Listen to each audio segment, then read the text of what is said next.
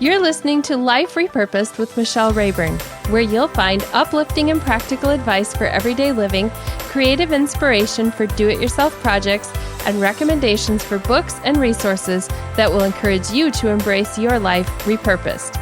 I'm your host, Michelle Rayburn. Welcome, friends. This is episode number 106 of Life Repurposed. This week, I have a special guest. Her name is Deb DeArmond. We're going to be chatting about a book that she has just put out, and I have written 2 chapters of that book. Deb is an award-winning author and a speaker and a writing coach, and I will be talking with her in this episode a little bit about some of her books, but she has many more because she writes in the area of communication and relationships and conflict resolution. So what I'm going to do is include extras in the show notes so that you can get links to some of her other resources, the ones that we're not going to talk about in this episode. Now, we are going to be focusing on the latest book release, and that is called We May Be Done, But We're Not Finished. Now, if you are not over 50, no worries, because in this conversation, we're going to be focusing on what to do when we're in a season of life where we might not be able to accomplish all the things that we wish we could, and just some of the ideas for what we can do while we're in the waiting, and then also speaking to those who are after 50 and wondering, can I still do the things I've always wanted to do? So we'll be talking about that. You can get to know Deb on her website. I will have links in the show notes. I'll talk about that at the end of the show. But I don't want to waste any more time because I want to jump right into that interview with Deb so that you can get to know her and hear her heart for you as somebody who has a goal and a dream and wants to just get going with that. So here's Deb. Welcome, Deb. Thank you so much for sitting down to chat with me today. I've been looking forward to it, Michelle. Thanks. So we're going to be talking about a book that just recently released that I'm in, but we won't get to that just yet. I want to rewind because the book that you've just released is for people who are over 50, but I want to go back to your 20s. And I want to know, what did you want to do with your life when you were first coming out of high school or college? Well, I met my husband at 17, and he went away to college after our senior year. I remained in our hometown. And I'm not sure that we had a whole lot of aspirations, to be honest, other than that. My parents owned a family business, and they were getting up in years. I knew I'd spend the first few years helping them kind of wind up that detail. And I did. Went to college at the same time, but married at 19, and that was the end of my college experience because we both needed to work. As I look back, I really think God ordered my steps in so many ways. I ended up working in the banking industry, and eventually they took me into the training function, which I fell in love with.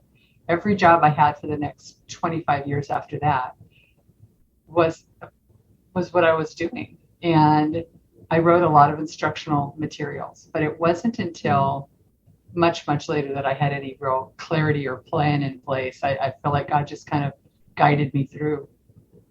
Did you ever have a moment in there where you thought, if I could do, did you have a dream? I think my dream, to be honest, was to really have strong marriage and kids and to have a profession that really fulfilled me. And because I stumbled into that training spot early, that did become my dream. I love to be where the light bulbs go on for people, Michelle. And so training, teaching, coaching, all of those kinds of things I did in my professional business life for years. That did become my dream. Do I think it came from God? Well, it must have, because I never would have come up with it on my own. It sounds sort of like an arranged marriage. It does. You fall in love with it. It does. An arranged job. Yep. Yeah. So then you were in the business world. I was. And so were you working full time? I did. From the time my first one was born, I went from 5 days a week to 2 days a week. We had 2 more babies. We had 3 sons in 5 years. And at that point, it seemed silly for me to continue to try and work at all because it was kind of ridiculous. But when my husband decided he wanted to be self-employed, I needed to go back to work. And I think that my youngest was about 3 when that happened. And I did work full-time for the next 25 years in a variety of companies. I worked in I worked for Weight Watchers for about 12 years after I lost weight with the babies, and became a training individual professional there, and then went into the telecommunications industry, and then out on my own with my own business. And maybe that was part of my dream. I did that for about 11 years. I also married my high school sweetheart. Did you really? And I'm also a boy mom. I have 2 boys. Well, I not only have 3 sons, I have 7 grandsons. So I have lived in the testosterone zone all boys. most of my life. There's one pink one. I got one pink one. She's the last one, but she showed up. God, God's never late, but he passes up a lot of chances to show up early. Oh, I am rubbing it into my boys because my first grandchild is a granddaughter. I know there's 2 on the way, and I know that one of them is another girl. Yeah. So the score has way tipped in my favor now. Yeah, not for me. Yeah, that's such a different world to be in. So I know, and my listeners don't know, that you ended up becoming a writer. And so I'm wondering, how did you leap from training to writing? Well, I had 3 people that I know were heaven sent who dogged me for years about writing. The first one was my husband. I wrote instructional materials and really enjoyed it. And he said, Deb, I think we'll really make bank when you write books. Ha, ha, ha, Michelle, right? And I'm trying not to laugh too hard about that. Right. And I just dismissed it because it had not ever been on my radar. But I devoured books. I love books. And he thought I should be writing. My brother was a journalist, and he was 16 years my senior. There's just the 2 of us. And he said to me, over the course of the last couple of years, maybe of his life, you should be writing, Deb. You should be writing. Now, he and I were letter writers, not emailers. And I said to him one day, Jack, what would I write? And he said, I don't know, but if you write like you talk, I think people would read you. And then there was Eve. And Eve was my equivalent of the thorn in the flesh, because she was rabid about the fact that I was supposed to be writing. And after several years, and she never just said, why don't you? She started saying to me, so tell me about the book. How's the book coming along? What's the book about? And I finally, out of exasperated, frustrated lack of patience, said, Eve, it is not what I do. And she said, well, it may not be what you've done, but it doesn't mean it's not what God wants you to do. And I dare you to ask him. And that just knocked me back a step or 2. I dare you to ask God about it. And I did. And he immediately identified a topic and a title. And it was that first book on the relationship between mothers-in-law and daughters-in-law. Because it's often really bad. And people kept asking me, how do you guys do this? Your 3 daughters-in-law love you, you love them. And so I knew almost from the moment I heard God say go, what that topic was going to be. But Michelle, I thought it was going to be one and done. Not so much. So what personal hurdles did you have to get over, like within yourself? What internal battles did you have before you identified as a writer? Do you know, I was really blessed because I believe education can help you catch up when you feel like you're starting behind the 8 ball. I was in my 50s when this came to me from the Lord. And I knew that it's a long and arduous process. There was so much to learn. And I began really pursuing support. I attended some conferences. I engaged a writing coach that I met at one of those conferences who, without her knowledge and her guidance, I never would have been published the first time around. I'm certain of that. I was traveling constantly still for my job. I left on Mondays, came back on Fridays, and I did that 2 days every month. So much of the book had to be written in a less than ideal environment. Now, it was quiet, Michelle, but it wasn't a comfortable environment. Do I sit on the bed and do it? Do I try and use that ridiculously awful chair at that desk? No. But God just kept encouraging me. He just kept pushing me. So I'd say that I was provided with an opportunity, uninterrupted, 2 weeks out of every month for a year while I wrote that book. And I leaned heavily on other people who had gone before me. I did not want to be one of those writers, Michelle, ever, that you hear say, well, God gave this to me and I'm going to write it just like he gave it to me. And I'm thinking, yeah, God has better grammar than that, you know?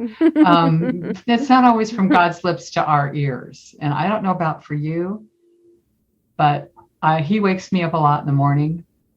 And sometimes it's just a word or two that lights something in my heart and in my head that I've been contemplating or reading about, and I'm off and running. But early on, you think, why am I bothering to do this? The industry was so closed at that time. There weren't all the opportunities to publish that there are today. So I'm grateful, really, really grateful. Mm-hmm. Was there ever a time in your life where you felt like God was far away? Too many to count, probably. We had a miscarriage at 5 months, and it was our third pregnancy. And I just felt lost for a while. It never dawned on me that this could be an outcome for me. Why? I don't know. I'd known a lot of friends and family members, but I was absolutely stunned. And it was hard to get motivated to do much of anything for a while. My mom was injured in a terrible car accident 10 years before she died. Her sister didn't live. And mom had a head injury, a brain injury. She was just the kindest Jesus lover you'd ever want to know in your life. And, you know, the Lord, he let me kind of deal with that for a while, but ultimately I understood. And when people asked me, so why did that happen? Why did God let that happen? I said, I don't know that God did let that happen, but I do know why it happened. And the answer is simple. Physics works every time. You can't put two cars in one place and not have some damage done. Well, he could have stopped it. Well, he didn't. Aren't you curious as to know why? And here's my answer for those times. Either I'll know the minute I step into heaven, or it'll be of such little importance to me when I see him face to face, I won't care. So those were probably the two toughest times in my life. It was just like, where are you? Where are you, God? He was always there. I have a feeling there's a listener right now who can relate to that. And there might be somebody listening who also has a dream and is thinking like God's nudging. There could be a next thing. And they're in the middle of where you were at that point, where you're raising kids and you're going to work and you're traveling and all that. So what word do you have for that person who's listening who says, I don't know if I'm ever going to be able to take that next step towards this dream God has put on my heart? Well, I've always joked, Michelle, that when God was distributing attributes as we came into our mother's womb, when they announced patience, I thought it had something to do with a hospital, and I said, no, thank you. But God helped me learn patience big time in this process. And the truth is that patience does have its perfect work, and it comes at the optimum time.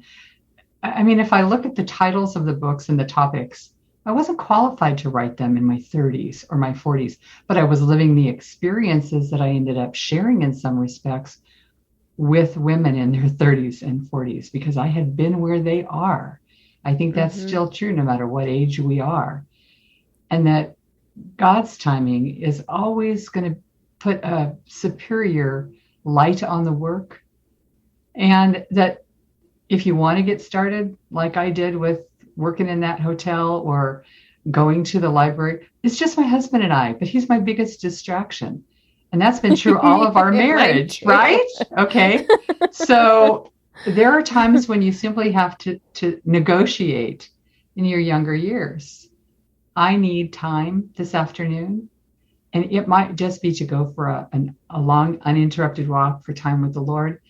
But it might be to the library to write some of the stuff down that you believe God's putting in your heart. And you're not really sure yet what you're supposed to do with it. Or maybe you are. But partnership in our lives is important. And whether it's a sister who can watch your kids or pick them up at school and take them home for a couple hours, or a neighbor, don't be afraid to ask. We don't want to impose on people. And often they're happy to serve. Yeah. This show is about life repurposed. And so what I want to do is talk a little bit, you've already been telling me how God has repurposed your life. So I want to talk about that second half, because you started writing after the age of 50, probably didn't know at 35 or 40 that's where you would end up and where you'd be now. So along the way, how has God repurposed you in other ways in addition to the writing journey? Well, it's interesting because I always say to people, he's the best networker that exists, because he literally knows everyone on the planet. And he's given me opportunities in places I never would have pursued on my own. For example, I've spoken at conferences from two very different perspectives. The first book about in-laws, I spoke at a women's conference, and I had a group of women who approached me and said, we'd like to maybe set up some sort of an opportunity for a Bible study or something. Could you help us? And so I put some pieces together. I hadn't expected that. And at the other end of that spectrum, he's introduced me to people that I never would have known, never in a million years, that have encouraged me, or that I've been allowed to encourage and support. As a writing coach, as a life coach, I was a business coach for years. The opportunity not to give advice, but to help people find their own solutions is awesome, because they're always going to believe themselves more than they believe what they're told they should do, because people don't like to be should on. And it's important that listening is a critical skill that we develop. As somebody who was a speaker and a teacher for a lot of years and still pretty much a good talker, I've had to really learn how to listen at a different level because of the type of support I know God wants me to provide. Those are big chunks in my life these days. Someone said to me recently, a business coaching client, I just figured out what I pay you to do. I said, really? Is that going to be a problem for me? He said, I don't think so. I said, what is it I do? He said, you don't hand out much advice, but man, do you ask tough questions. Yeah. I said, oh, I've been found out. But I think those are among the things that have come along that just never, I don't think I ever would have pursued them had it not been for the writing, because people would approach me. Other people's stories are so meaningful. So I want to talk about how you've put this book together called We May Be Done, But We're Not Finished, and how those stories are intended to help other women basically discover that your life is not done when you turn 50. So tell me more about that project and some of the stories and topics that are in that book. Well, it's interesting that We May Be Done, But We're Not Finished was the tagline for my very first website called My Purpose Now.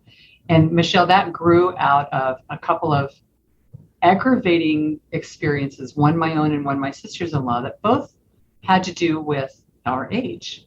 When my sister-in-law moved to California, starting kind of over again, lots of great experience in her field, but she kept running into no thank yous.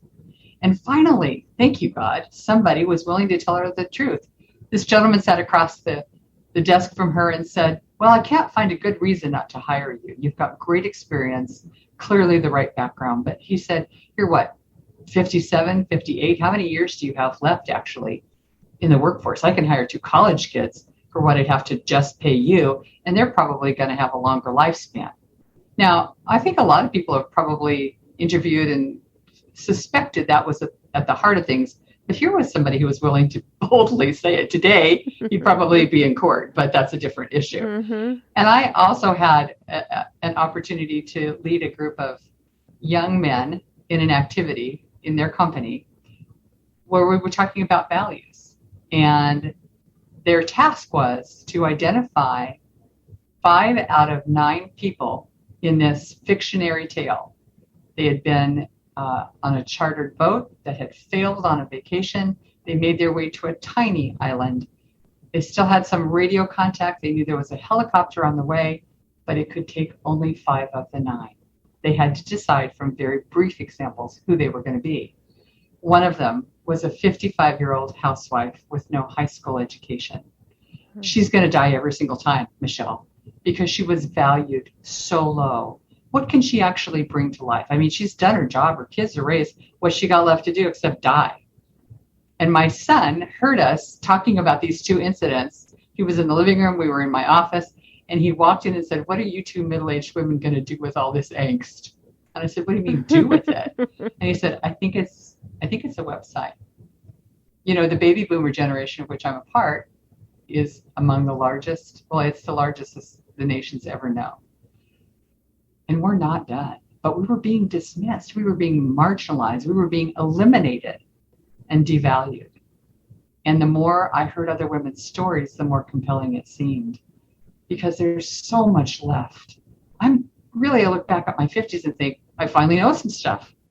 And that's about the time a lot of women figure, well, you know, I don't even know what that man's name across the table is for me anymore because I haven't called him anything except dad for years.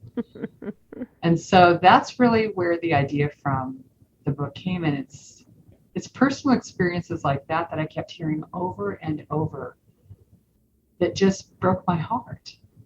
Because in some ways, I feel like the second act for me has been the very best of my life. I loved raising my children. It was fun. But I married young. We started young. This was my opportunity to do something different. Yeah. So I'm a Generation X, I think is that what came after baby boomers? I think so, yes, Gen X. So so I'm 52. So we're just moving into this second phase of life. Yep. I've been an empty nester for about 4 years because I married young as well, and kids were gone from home when I was 48. But I'm thinking about that and the narrative that we learned growing up, and I'm thinking about my grandma who would have been 100 yesterday, and at 50, she was coming home from her job at the nursing home and putting on a house coat and watching soap operas. And like her life, that was it. It was like there were no thinking about the next phase or about the future. That was at 50. Like if you didn't accomplish what you were going to accomplish, it was done. Yep. And so for the person listening out there, whether you're 35 or 45 or 55 or 65, it isn't done. Like whatever happened 40 years ago, this is not our life anymore. I just saw a news story of a lady who was just retiring from her nursing career at 94, I think it was. Wow. It was like she had been a registered nurse all that time. So this book is for people who are doing something different in that second phase of life. So I wrote a chapter about my relationship with my husband. And then I also talked about starting a podcast at age 50. So what are some of the other things that people have written about in the book? You name it. People who have really repurposed their lives. A woman who lost her husband rather young while she was still raising two sons, and how the Lord just showed up for her, and she was victorious in building a new life. Her boys, I think, are both now grown and married, and she's doing some things she had never anticipated doing. My sister-in-law is a good example. After a 30-year abusive marriage, she said, "I'm done. I'm done." And she left the state. She went through great counseling. Her new book is just out, and it's not about the abuse. It's about the healing. Mm-hmm. And she was a person who never aspired to write, just like me, but God had a message that was important for her.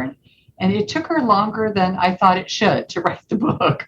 And I said to her, I want you to think of all of the women out there, Karen, who are waiting on your message. And it was just released this month from Kriegel. Watching her just take hold of life big time has been so much fun. People have gone back to school. They've moved from having a job that helps support their family into a career that they always wanted. One of our most senior, most advanced, found herself divorced late in life and was very surprised, but she had always wanted to be in ministry. So she went to school, and she now pastors a church and speaks and teaches. So from soup to nuts, it's in there. One of our folks, when she thought she was going to get to retire in a couple of years from the job she had held for 23 years, and they had a change of ownership and everyone was let go, she ended up doing all kinds of incredible things, writing and podcasting. It's just, the sky is the limit for us because God's plan for us never has an expiration date. Life has seasons too. So sometimes when we think the season is never going to end, we're never going to get to that thing we're hoping for. Yeah. I want to give a word of hope to the person who's in one of those seasons because it will pass. There will be a point where something changes. Your kids will hopefully leave home and there will be something new that you can do. Well, I will tell you that my belief is that God's timing is always the right timing. He may plant that seed early because he wants you to think about it, nurture it, and help it grow. But often from inception to delivery is a long time. And so for those of you who might be concerned that this is what I'm going to be stuck with the rest of my life. I love my children. I love my marriage. My job's not even terrible, but it's not what I want to be doing. So where's God? He's preparing you. He's creating the moments and the experiences that are needed to inform what it is that you want desperately to do. You've imagined them. He's actually been kind enough to put them on your heart. No surprises. And so the scripture that wait on the Lord is a good one. Because when we try and force that timing, we're rarely successful, and heartache is awful because we were so convinced. Commitment is the decision or the promise to do something. Conviction is, you can't talk me out of it. I don't care what you say or what barriers get thrown in my path. I know this is what I'm supposed to do, and I'm willing to pursue it until it comes to fruition. Conviction is an entirely different ballgame.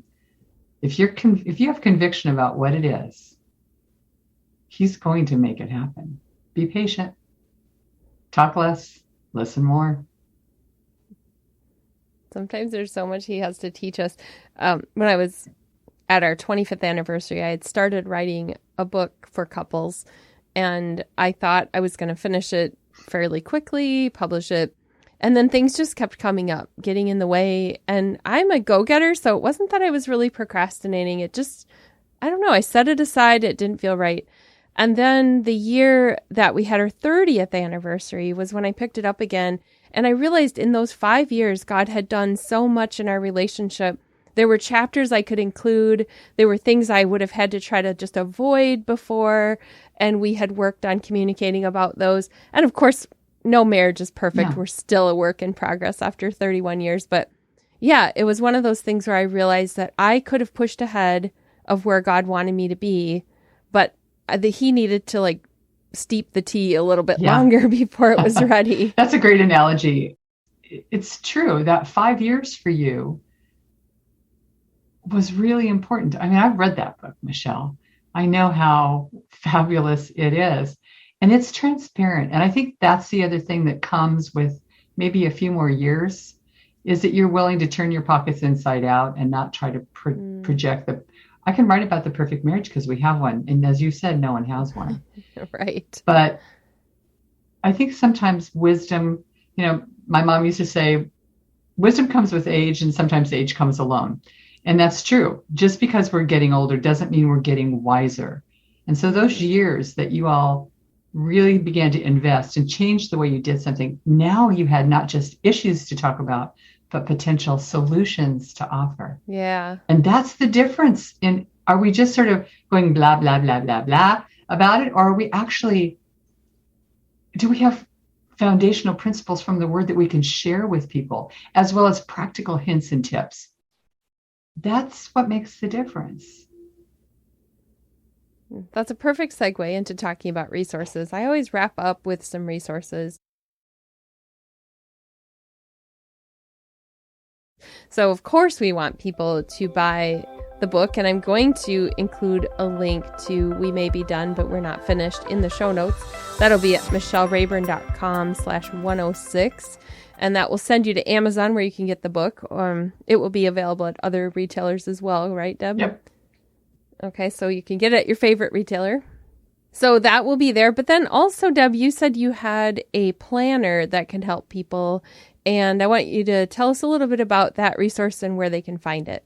Well, I think a lot of planners are focused on business or family, and I really wanted to create a planner that would help people focus on dreams, goals, and visions. What are the things that God has placed in your heart? How do you move towards those? They're not as concrete as, well, we're going to pay an extra $200 on the car and get it paid off a year early. It's just not black and white. And so that planner is really designed to help, gather some of those thoughts and identify. And if you ask the Lord, He'll help you create the vision. And my guess is, as He did for me, He'll give you some clues and some hints and some directions about where you should be investing time, talent, and treasury. Just because you can't do all of it now doesn't mean you can't do part of it. I mean, Michelle, right. Think about aspiring writers. Did you and I have online training to attend? No, we didn't. It had to be a conference where you had to leave your kids and with somebody else. It's a very different world. And so it's about exploring the possibilities God's called you to. Yeah, so that's perfect for any phase of life. Absolutely. So where can we get that? I will send you a link so that you can make it available to your listeners. And I really encourage them, if they have the chance to do so, to find a couple of hours as they start the process in isolation. Go to the library, lock yourself in the bathroom, young moms, if you have to, but you need some time where you can really not just record your thoughts, but hear the Lord's thoughts at the same time. Yeah, perfect. I'll include a link to that in the show notes, so listener, you can get that. Deb, I'd like to know what you want to say as we close, just saying directly to the listener along the lines of I love the subtitle of the book. You have to tell me what it is. Making the rest of your life the best of your life. Yes. So what word do you have as we close? I think every stage of life has its own challenges, and it has its own rewards and its own ta-das. The things that you hadn't anticipated, the value that comes with wisdom to move through a situation or bring peace to a situation or a solution that might not have ever occurred to you. I love it when my sons say, Mom, I have a problem. Now they're in their early 40s and late 30s. And they've decided that maybe we know a thing or two. And so look forward to the opportunities that God has. Don't dismiss them out of hand with, oh gosh, I think I'm too old to learn that. You're not. You're not. And especially if it's something He's assigned you, because what God orders, Michelle, He pays for. He'll send you what you need. Thank you so much for sharing your heart with me and with my listeners today, Deb. It's been a great pleasure, Michelle. Thank you. You can connect with Deb online at debdearmond.com, and I will include a link to that in the show notes. Or you can find her on your favorite social media platform and connect with her there.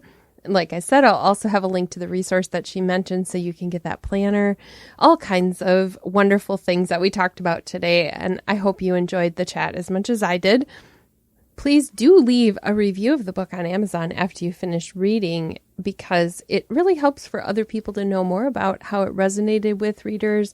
It helps them make purchasing decisions. So we love it when people review books that we're part of. Listener, if you are somebody who is not yet 50 and you're thinking this book is not for me, I encourage you to get it as a gift for your mom. And here's why. Your mom might have a dream that she put on hold, maybe even while she was raising you. Maybe she stayed home with the kids. I don't know your story.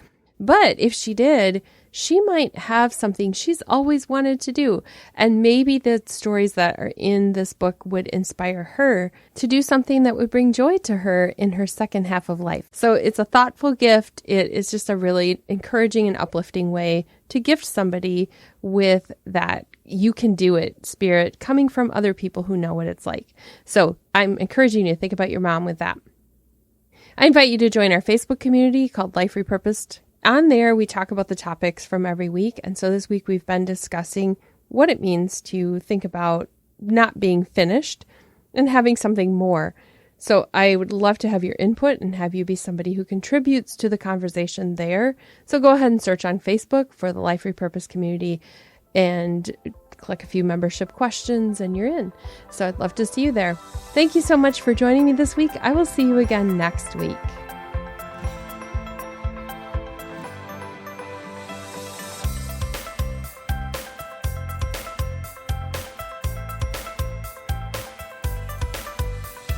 You've been listening to Life Repurposed with Michelle Rayburn. Check out tips, resources, and inspiration at michellerayburn.com. I'd love it if you would subscribe to the podcast on your favorite platform, Apple Podcasts, Google Play, iHeartRadio, or Spotify. I'd also love it if you would like, review, and share the information about this podcast with your friends. Thank you so much for listening.